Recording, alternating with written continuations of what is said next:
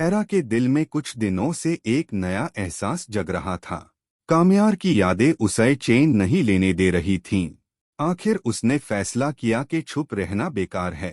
वो सीधा कामयार के ऑफिस पहुंच गई। कामयार ने जैसे ही एरा को देखा, उसका चेहरा बादल गया।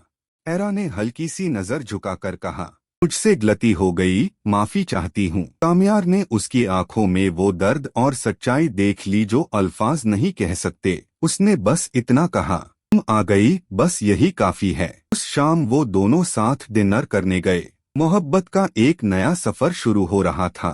लेकिन इसी वक्त एक कोने पर फरिया उन्हें देख लेती है।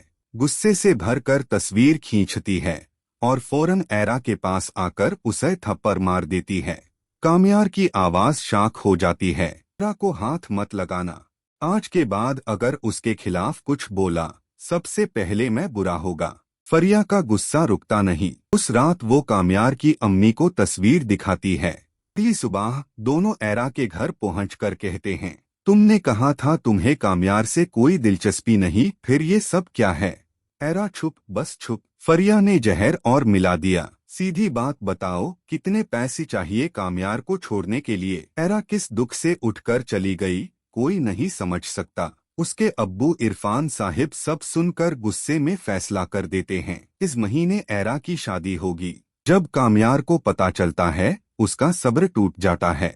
वो मौलवी साहब को लेकर एरा के घर जाकर कहता है, मैं एरा से निकाह करने आया हूँ। घर वाले बेहद नाराज। इरफान साहिब फौरन पुलिस बुलवेट है। कामयार स्टेशन की ठंडी कुर्सी पर सिर्फ एक ही जुमला दोहता है, अगर एरा मेरी ना हुई तो मैं जिंदा नहीं रहूंगा। ये सुनकर उसके अब्बू का रंग उड़ जाता है।